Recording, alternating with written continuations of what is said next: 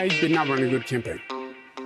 I admit it. And it was very uncharacteristic for me, because all my life, I'm too aggressive, too difficult, too hostile, so tough. And then I run a very non-aggressive campaign.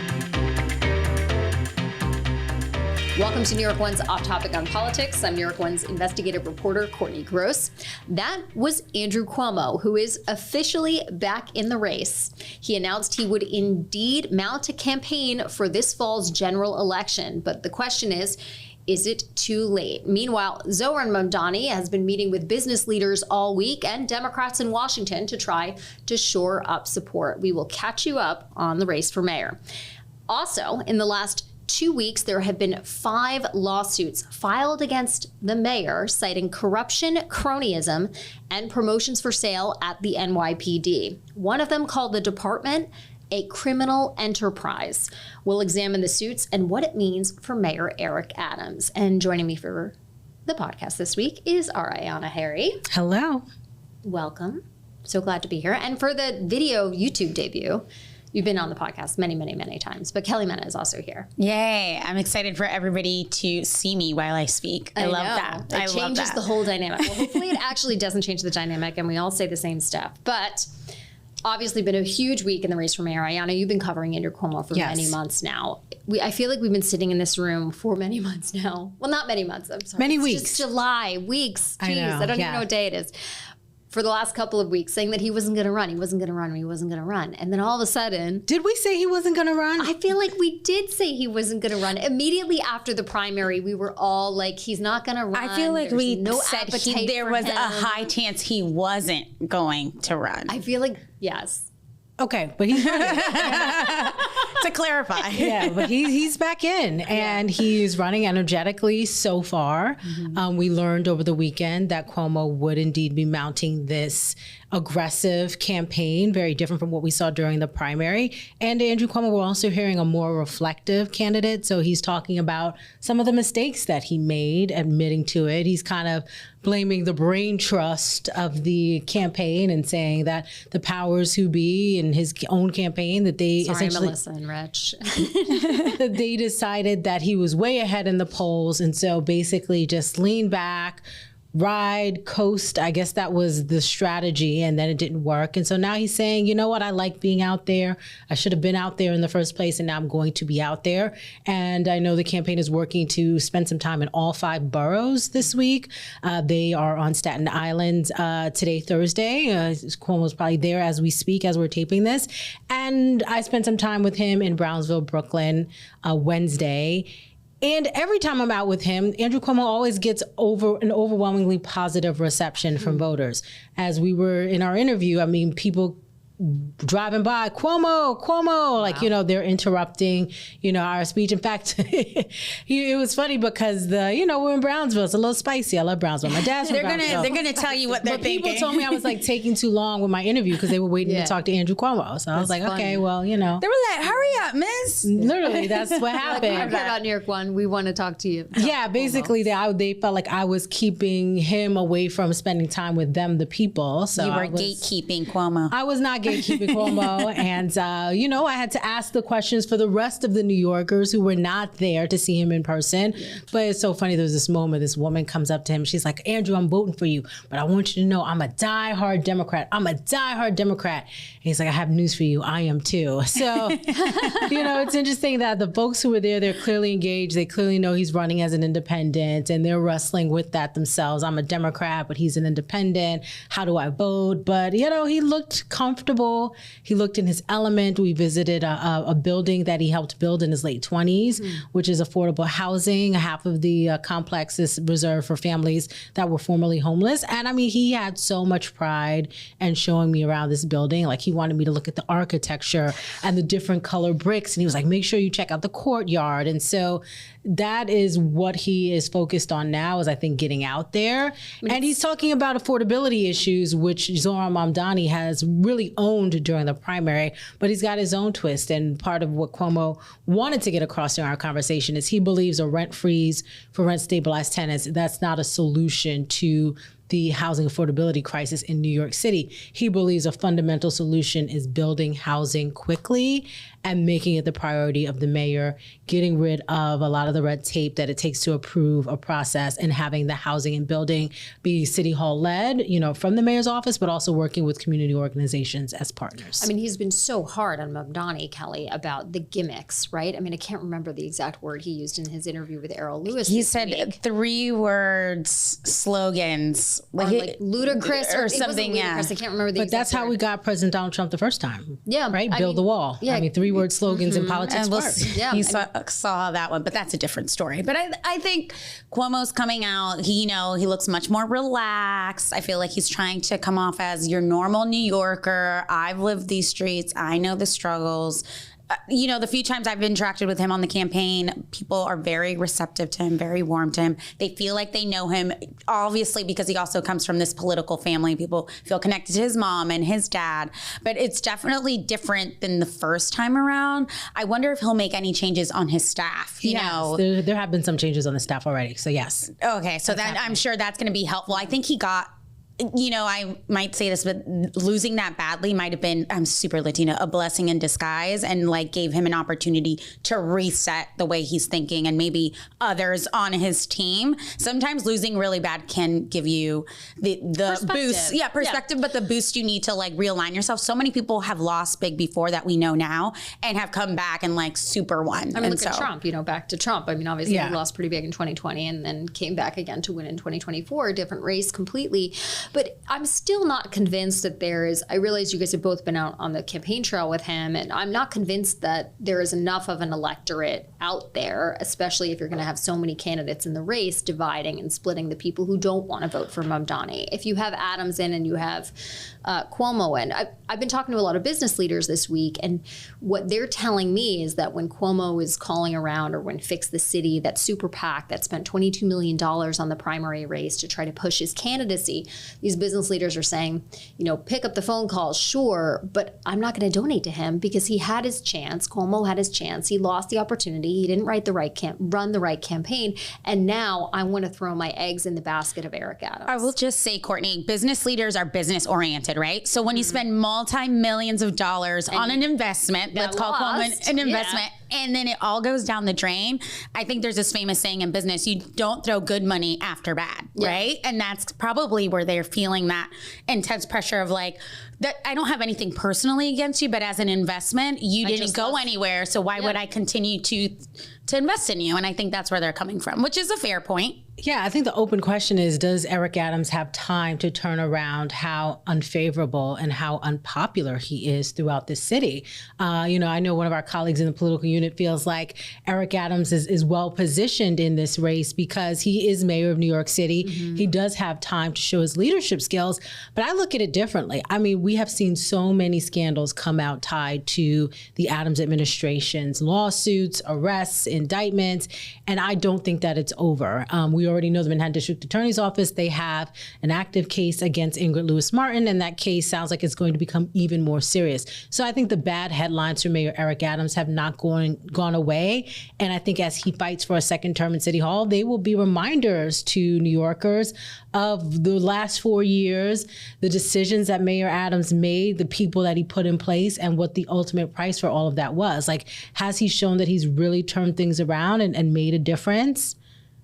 I think the scandals too, if you think about it, it's been this will be a second year that's scandal for the mayor. I mean, how do you even shake that after so long? It's it becomes the normal behavior. And I think that's, Wikipedia page. It's on your legacy. Well, Wikipedia, anybody can write anything on there, but. But in my conversations with business leaders, I posed that question to them saying, okay, you're going to start turning around and throwing all your cash at Eric Adams. And the responses that I've received thus far is that, well, we're going to wait for him to prove himself.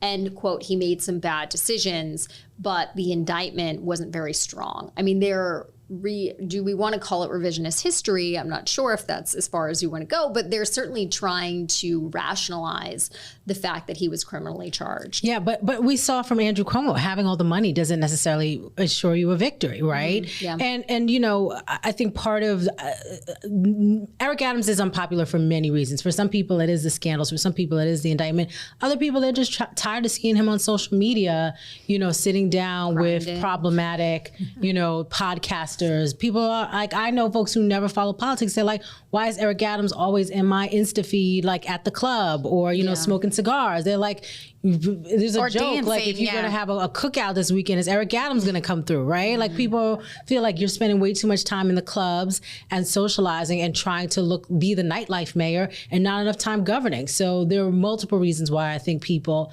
are over Eric Adams, and his combative tone that he's taken so far in the race for mayor, I don't know if that's winning people over. Like just cutting other candidates down, does that make them excited to support you? I mean, I think we saw what people like about Zohran Mamdani is he gives them an idea to believe in, right? He gives them something to hope and to look forward to and to be aspirational. He inspires them. He's not making them afraid. Andrew Cuomo made people afraid. We see how that happened. If Eric Adams is just, you know, constantly with the criticism and not bringing forth an optimistic and hopeful vision and view, I don't know if New Yorkers are going to get on board. And we're hearing that tone shift, obviously, with Andrew Cuomo. Yes. And the idea that he was throwing out this week was taking over New York City Transit, which is obviously the arm of the MTA that runs the subway, which I think if that were an idea that was actually thrown out during his gubernatorial tenure and he poo-pooed it and thought it was ludicrous at the time, and now it's, you know, this brilliant idea that he's going to take control of the subway system. But he's putting out ideas versus running on a campaign of fear and scariness, and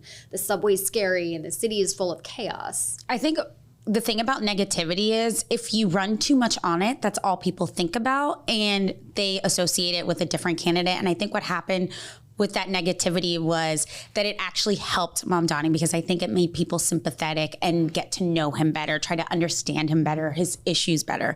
And to, you know, Cuomo, this new campaign, the thing about big ideas, though they might not be that realistic and they might be complicated, the point is when you are looking to give people hope, you got to be able to kind of shake the foundation, right? That's what big ideas do. They're not necessarily practical for that reason, because you're trying to overhaul a whole system that you think hasn't necessarily been equitable. And I think that's exactly what Mamdani spoke to. And that's why some of his ideas, people are trying to cut them down, but the goal is to get to some type of equity for his campaign, it seems like. And when I was out in the field speaking with young Gen Z voters about Mamdani, many of them said, like, we know he is going to be a young mayor and he may not be able to get all of this done, but he is still talking about it. We are having these conversations. We're acknowledging the affordability issues. So like they're not thinking that he walks in there on day one and he flips the switch and the buses are free, the rent is freeze, and you know the grocery stores open tomorrow. They recognize that these are all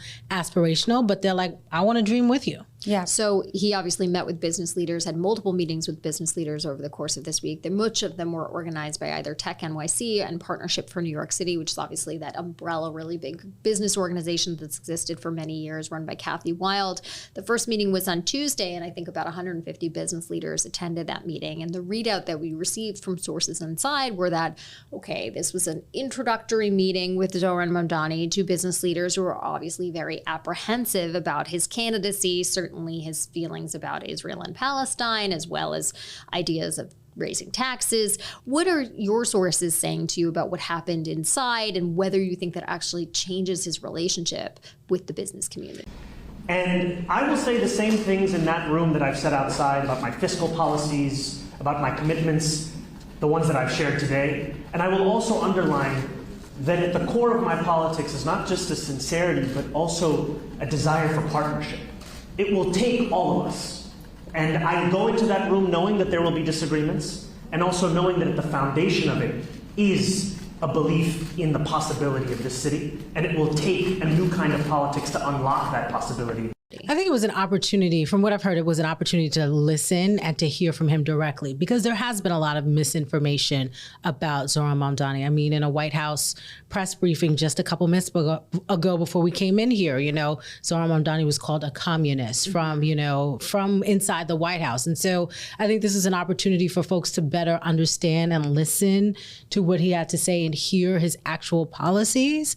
And then I think people in the room are now going to be making their own decision. One, do you trust it? Do you like the idea of what he's saying? And then two, do you trust that he's going to execute it in the way? And so I think that's probably going to come down to individual people, but I think it did make him a little less scary to people. At least approachable, right? Yeah. Going out there and this is a white flag.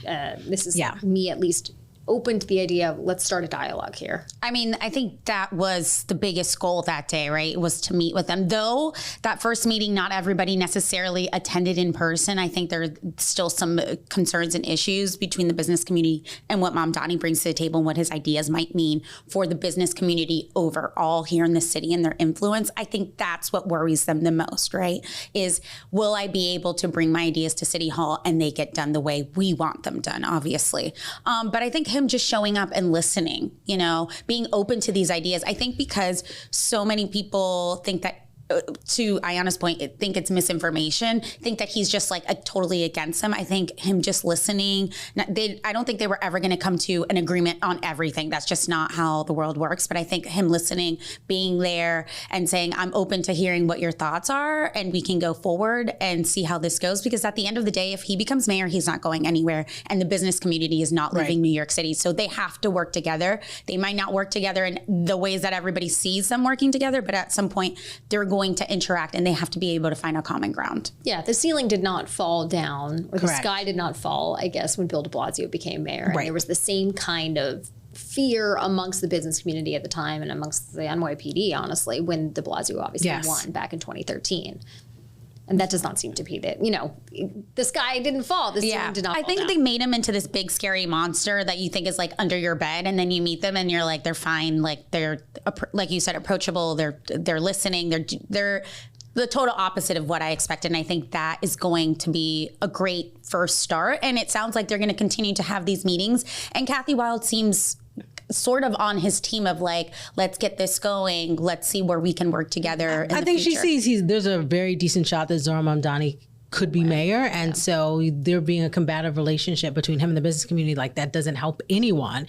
And, in terms of de Blasio, I will say there's just so much more misinformation about Zohran Mamdani than there was about Bill de Blasio. And I think that's really the challenge is people are like, I heard he's a communist. I heard he wants to, take business away. And so, I mean, even I've seen some clips from bodega owners criticizing him, oh, he's going to shut us down because he's going to make all the grocery stores city run. It's that's not at all, but there is this level of misinformation that's just out there about him. And sometimes I don't know if his communication style, he doesn't want to feed into it, but sometimes by not addressing it, you're also allowing it to continue to fester. Yeah, you got to stay, you stay above the fray, but you also can't let misinformation go out there. And I think that's why there's these reports that he's going to go out there and clarify his remarks and globalize the Intifada. Because even, on the Bulwark podcast, however many weeks ago, it's not like he said globalize the Intifada. He said he wouldn't condemn the use of the language. Right, but he also made it clear he's not out looking to police language, and that was completely misconstrued. Right, and he didn't want to be associated with policing language like the Trump administration. And that was the rationale for that. Meanwhile, you take that phrase, you take the controversy and spin it and run with it, and it turns into Mamdani actually saying he's calling out for hurt or harm to people. That's how some folks have twisted it. And he was asked about it earlier this week when he was endorsed by the musicians union. And it was a very open-ended question from Liz Kim. And she said, do you regret how you answered that? Or are there things you would change? And he didn't want to go there. And I get it because you don't want to keep going down that rabbit hole. But then by not just clarifying it and making it clear where you do stand, it allows the misinformation to continue. All right, let's leave it there for now. For our podcast listeners, we're going to take a quick break. For our YouTube listeners, stay right here. And we're going to discuss corruption at the NYPD. I'll be right back.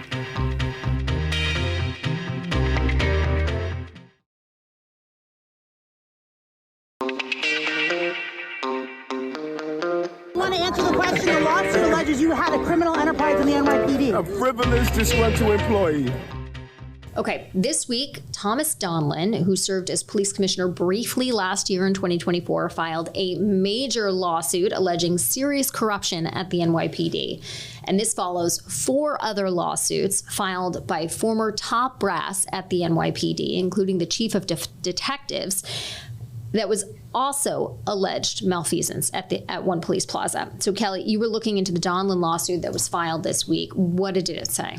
Basically that the NYPD was a corrupt criminal organization enterprise, and that they were, dealing in selling promotions, giving it to loyalists, misusing federal funds for overtime, enriching people that were at the top and loyal to those at the top. And when he decided to blow the whistle on what they were doing, they retaliated against him. And that's why he actually only lasted 2 months there, because of everything that was happening within the organization. And he didn't know that was happening at the time. He thought by calling it out, maybe there would be changes. But when he went to the mayor directly multiple times, in person, through email, all types of stuff, the mayor did nothing, because these are his cronies. These are people that he's grown up with. He's known for many years. They're more than just professionals around him and bureaucrats. They're his friends.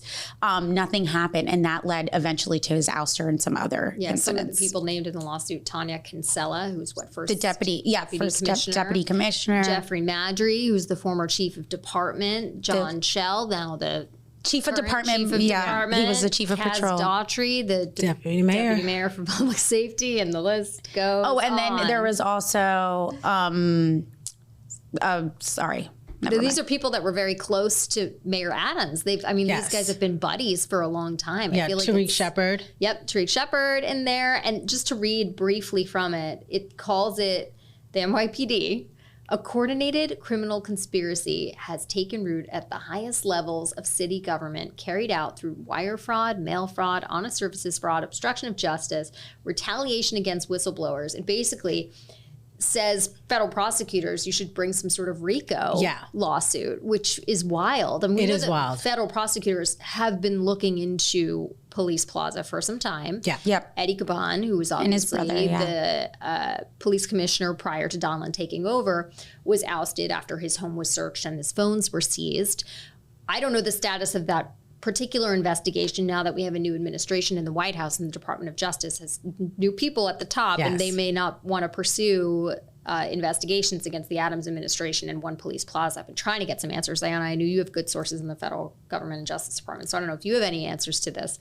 But presumably this lawsuit from Donlan is giving federal prosecutors some evidence, allegedly, to look into the Police Plaza. And I just want to point out that the lawsuit is more than 250 pages, and it's very detailed. Lots of incidents in there, lots of claims, allegations. I mean, 250 pages is a lot of pages. I went through almost all of them, and I can tell you that he has very clear, examples that he thinks fall in line why he thinks that this is a criminal enterprise. And I think, most New Yorkers knew something was likely awry at the police department when Keishant Sewell stepped down. And, she was seen as someone who was incredibly professional and well respected, and a trailblazer, the first woman to lead the department, and she almost vanished. I think that's kind of the best way that you can describe it.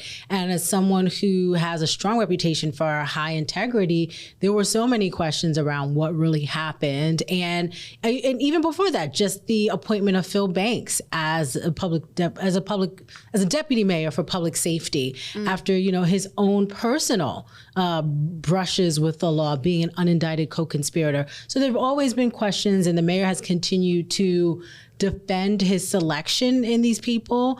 But I don't know if we've ever seen these controversial appointments be incredibly effective in what they do. I don't know if we've seen the reasoning why you take a chance on someone who might have a checkered background. Like, what are they bringing that's, evolving the police department? I don't think we've ever seen it. And so it does feel like this is an opportunity for you to align yourself with like-minded people and people that you may like or trust. But ultimately, the NYPD is here to protect and serve New Yorkers, right? This is a taxpayer-funded organization. And so it then becomes like, well, what is the real mission? Is the city getting safer? And I do think that, we hear lots of flowery things about Jessica Tisch, in part because of her record before getting to the NYPD. I think also in part because of the family she comes from. Yep. But I don't know if we've yet seen evidence that the NYPD is really being turned around under her leadership. Yeah, I mean, the people that want Jessica Tisch to either run for mayor or stay as police commissioner are people in the business community, and she comes from an incredibly wealthy family. Her father ran her grandfather, I can't remember which one it was, ran the Lowe's, the hotel chain. So she's a millionaire, maybe billionaire. We're not really sure the exact net worth of her, but there's a reason why the business community likes her. I was going to say, to Ayana's point, some of the people named in the lawsuit are still in the police department, Yes. which, to Ayana's point, it doesn't really seem, if those people are still there, then it doesn't seem like anything's going to change. Not necessarily because she can't change them, but because of other, obviously, pressures coming from other places. The interesting thing about the lawsuit as well is that the mayor denied all the allegations by simply saying that he was a disgruntled former employee, But there were 4 other lawsuits. Yes, I was just about to say that, which was so fascinating because there's 4 other lawsuits from other top officials at the NYPD just the week before saying that the commissioner before him, Eddie Caban, was selling promotions for $15K a pop, which 5 people can't all be lying about corruption at the NYPD. Like, there has to be some type of, clearly something's happening at the NYPD. It's not for me to decide what it is, but if these lawsuits are any sign of what is going on there, I can only see maybe even more lawsuits happening, or people are noticing that the mayor has a history of allowing either corruption or feigning ignorance when people are trying to make departments better. But this brings us back to the start of our conversation, right? So if you are, and yes, business leaders are important, but they're not the only voices in New York City. But if you're deciding, okay, I'm not going to vote for Zohran Mamdani, right? And perhaps you don't want to go for Curtis Sliwa. How do you choose between Andrew Cuomo and Eric Adams? And particularly when all of these allegations in this lawsuit, are there going to be more lawsuits coming? Will there be, charges, federal prosecutors? Could, Or will they prosecutors? settle, and taxpayers once again will foot that bill for whatever settlement might come out of that. And remember, Tim Pearson was facing lawsuits as well. He's paid out, I think it's almost over $500,000 for those lawsuit settlements. And his name is in this lawsuit of Donlin, but he's not named in it. He's not one of the defendants. So if that's the continuation, it's really New Yorkers who are the ones that are losing on both ends. Right. So there needs to be a restoration of trust, right? Yeah. I think the mayor needs to say, look, I am an honest person. You can trust me. My heart is in running this city, and here's how I show you. I think that's what would, because I think honestly, a lot of New Yorkers, they kind of roll their eyes when it comes to the mayor nowadays. I think that's kind of what it would take. And for Andrew Cuomo, I think he has to show that he actually wants this. Mm-hmm. Kelly, you were where was this big rally? At the steps of City Hall. Was that City Hall, right? Which is like another rally he's having outside of City Hall for his political campaign, but that's neither here nor there. I guess as long as it's not inside the building, you're allowed to be on the steps. Yes. So, but how many unions were backing Mayor Eric Adams in his re-election campaign? 12. Of course, they were all law enforcement, Yes. right? They were all rallying with, these lawsuits can keep going. Yes. But all of law enforcement, the sergeants, the lieutenants, the captains. Yeah, the correction unit, detectives, sergeants, as you said, were all there, and they've formed this new coalition that they called the Uniform Law Enforcement Coalition 2025 to back the mayor. And it was interesting because I asked a couple of them about these lawsuits, basically being like, okay, there's all these lawsuits. There's this idea that there's obviously deep-seated corruption at the NYPD, and that the mayor is aware of it and oversees some of it at certain times. Do you have any concerns? And the answer was no across the board. And I even asked some of them who have been there obviously for decades, like, have you ever thought something doesn't smell right in the building and been able to bring it up to somebody, or felt like there needed to be some accountability? And obviously the answer was still no there. And even one union leader said that he felt like Donlin's lawsuit in particular was meant to overshadow their endorsement of the mayor today because it came out the day before and he was somehow tipped off that was going to happen and he wanted to take the shine. I mean, I guess the one union that wasn't there that's law enforcement related was obviously the PBA, Yes. which represents police officers. And I spoke to the mayor's campaign about that, and they brushed it off of them not being there, that they don't have their endorsements until September, and that's what the way they've always done it. So it almost made me feel like they're not, there's no bad blood there. They're just, it's the way it's done, but we'll have to see between now and September. I think one of the questions about these endorsements, though, is what percentage of these union members actually live in the 5 boroughs and can vote in the 5 boroughs? And do they have an outreach arm? Are they going to be, sending these officers out to campaign for Eric Adams? Are they going to be showing up to rallies for him? What does this mean beyond just this one press conference? It's interesting you mentioned that because multiple times at the rally, some union leaders had mentioned that there was members from Nassau County and Suffolk County there, which they can't vote in the election, which I found to be so interesting because then is this actually representative of the New Yorkers and what they're thinking? So I found that to be very interesting. We will see what happens, but I think that's going to do it for this week's episode. You can always watch us on Inside City Hall Monday through Friday at 7, and we love your feedback. Send us an email at yourstoryNewYork1@charter.com. You can subscribe to Off Topic wherever you get your podcasts, and of course, you can watch us on YouTube, and you can comment there. If you like what you're hearing or if you don't like what you're hearing, we're happy to take feedback of all kinds. Thank you to our producer, Anthony Roman. Thanks for listening, everybody. We'll see you next week.